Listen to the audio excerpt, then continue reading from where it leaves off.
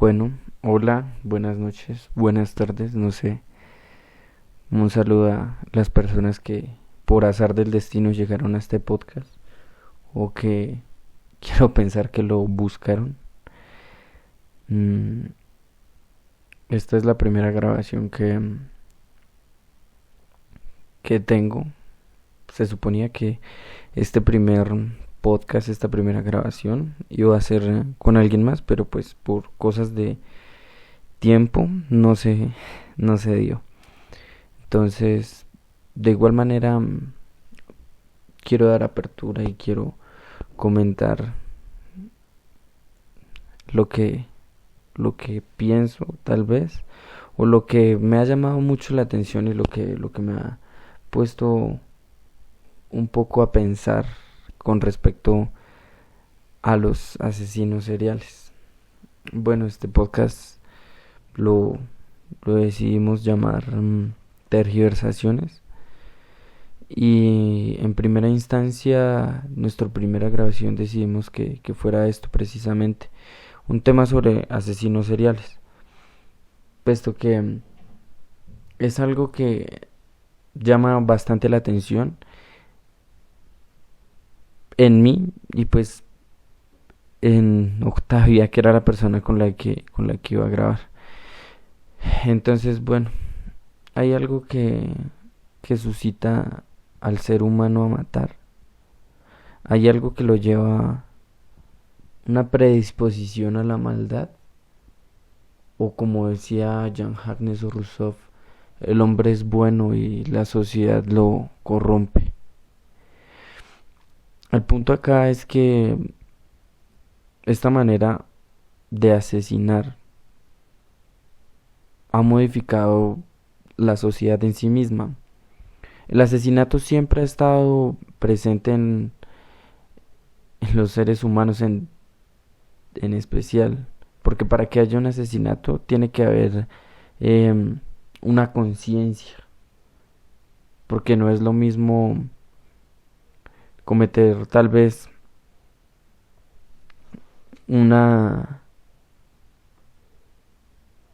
un peldaño, digámoslo así, de la cadena alimenticia, como lo haría un león hacia una cebra. El simple hecho de matar por alimento estos animales no los convierte en un asesino. El convertirse en un asesino es tener la conciencia de acabar con otra conciencia.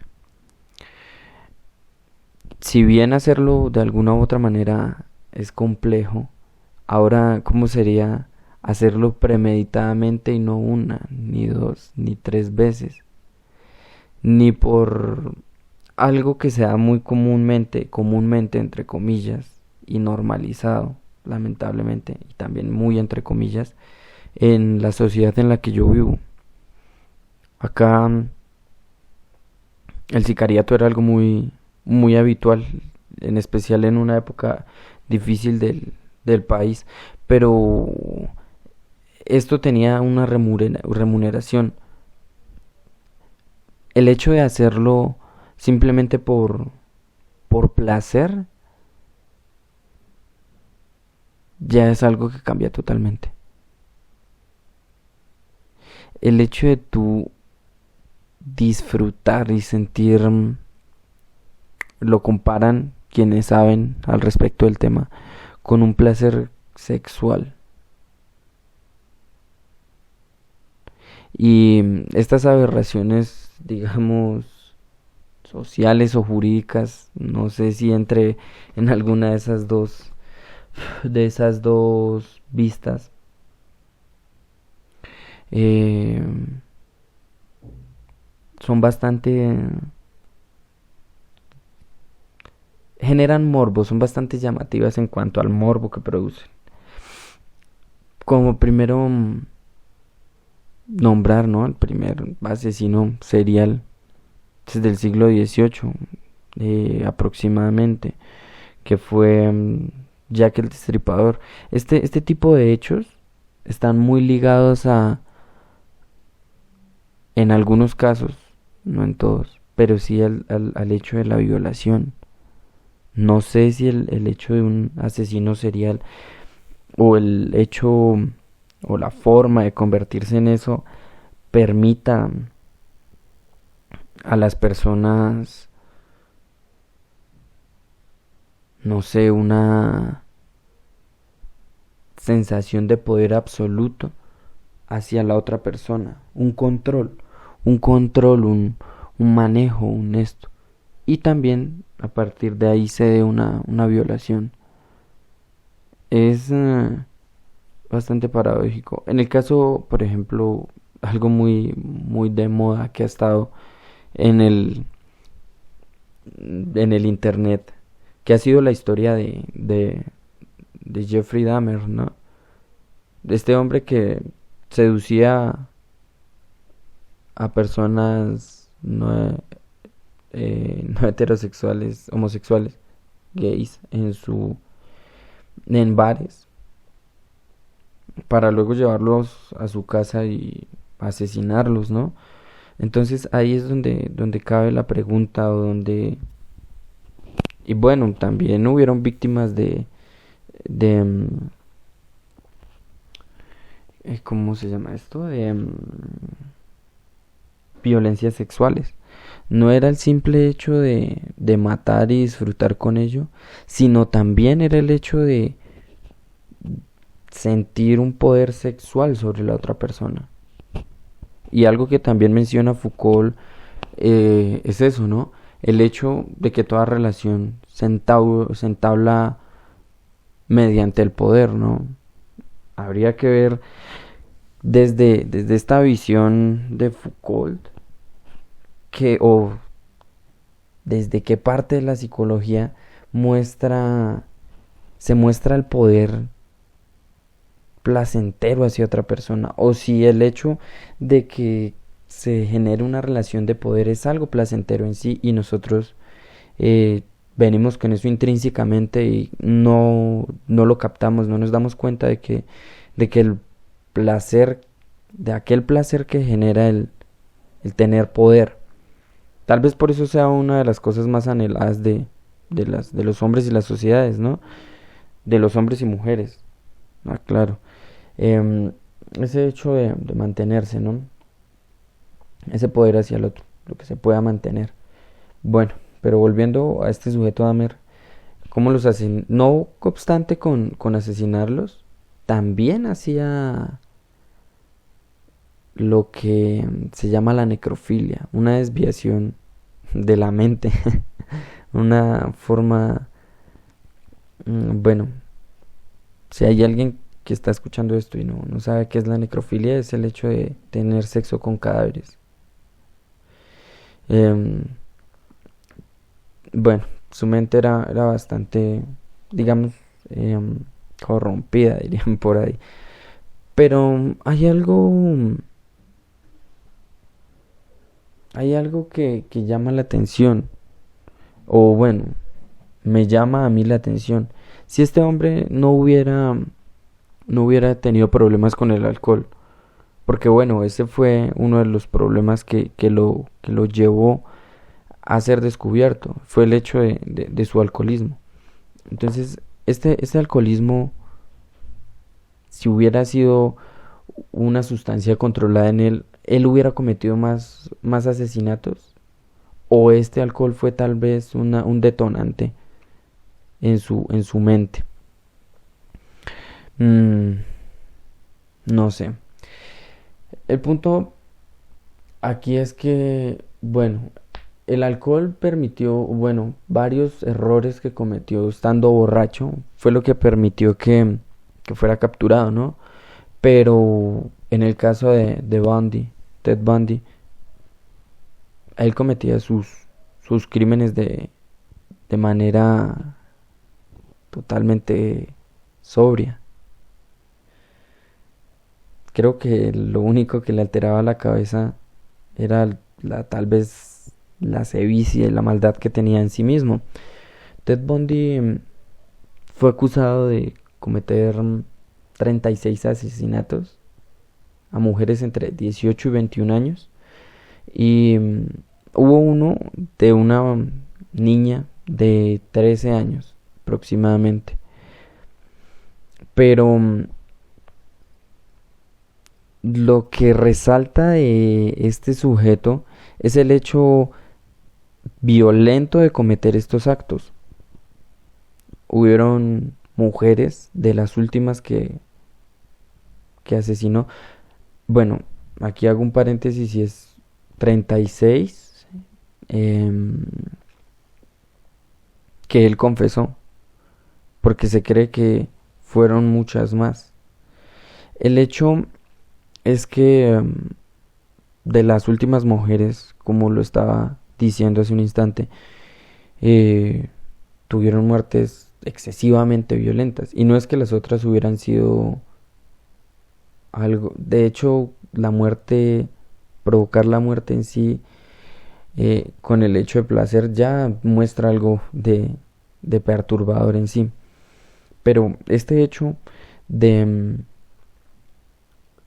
matar a una mujer durmiendo con un tronco fue bastante perturbador. Y el hecho, no sé si alguno o alguna tenga la oportunidad de mirar el juicio de él. Al momento de hacerle una pregunta a un testigo, se muestra la sociopatía en su máximo esplendor.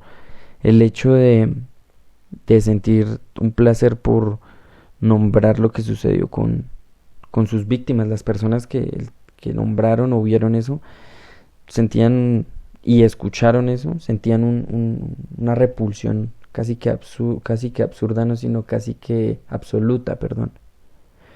Pero lo absurdo era ver el placer que él sentía. Además del narcisismo y la forma en que él se mantuvo siempre. Bueno, ahora eso es de la parte norte de América. Pero aquí, en la parte sur, también hay personas con estas características o estos, no sé, vejámenes. Por ejemplo, para traer a colación a dos, aquí al monstruo de los Andes y a Garavito. Garavito es el segundo asesino serial más grande del mundo y el monstruo de los Andes se codea con Ted Bundy. El monstruo de los Andes aproximadamente asesinó a 125 personas, 119. Donde aquí resalta una característica que eran niñas de entre los 9 y 13 años. Estas mujeres eran estranguladas. Aparte de que también habían sido víctimas de violación. El modo de, de operar de este sujeto, por decirlo de alguna manera, constaba en subir y bajar por todos los Andes. ¿Pero cómo? Desde Colombia hasta Perú, Ecuador, en Venezuela también estuvo, principalmente atacando a tribus indígenas, mujeres, no eran mujeres, niñas, perdón, niñas de 9 a 13 años, donde él les pedía un favor, les pedía ayuda y las llevaba a cierto lugar despejado o donde pudiera cometer sus fechorías. Algunas las enterraba o simplemente se seguía desplazando como una bestia, como una bestia sedienta de sangre. Otra persona que acabé de nombrar, bueno, que nombré, fue Garavito y él tuvo 300 algo de asesinatos. Actualmente está encerrado en la cárcel. Y al parecer el sistema penitenciario de Colombia va a darle libertad por el hecho de que tiene leucemia y porque ha hecho eh, horas sociales de trabajo, etcétera, que en el sistema penitenciario le permiten disminuir su condena. Fue condenado a 45 años de cárcel, porque aquí no hay cadenas perpetuas ni mucho menos, pero de esos 45, 100 años que le pudieron haber imputado por, le pudieron haber sentenciado por la imputación de sus cargos, se fueron disminuyendo. Se fueron disminuyendo por lo que mencioné antes, el sistema penitenciario. Y aquí es donde,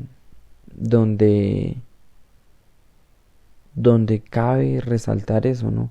De cómo los sistemas penitenciarios varían y algunos son, no sé, más permisivos en cuanto a la adjudicación de cargos. Mm, no es mentira que una de las justicias más, bueno, los sistemas de justicia más fuertes o más difíciles de persuadir viéndolos de la manera de un de un abogado, de un jurista, es el sistema estadounidense. Es un sistema bastante denso. Pero bueno, no quiero hacer esta pequeña grabación, pequeña entre comillas, más larga. Mm, es más como un abrebocas para empezar a tocar los temas, o más que los temas, los entre comillas personajes que nombré anteriormente, a Dahmer, a Bundy, al monstruo de los Andes, a Nepomuceno Matallana, que también es bastante interesante de ver. Creo, no estoy 100% seguro, pero creo que fue el, primer asesino serial de Colombia. Y por último, el desagradable Garavito. Garavito. Y hablar también un poquito al finalizar con los 5 sujetos mencionados, terminar hablando de algo muy importante que es el sistema penitenciario. Mm, bueno, por el momento con quien iba a grabar no teníamos ninguna manera de despedirnos aún, pero pues que ese pequeño abrebocas sea una forma de despedirnos. Entonces, para estar ahí, espero les haya gustado y tengan buenos días, no sé, buenas tardes o una buena noche.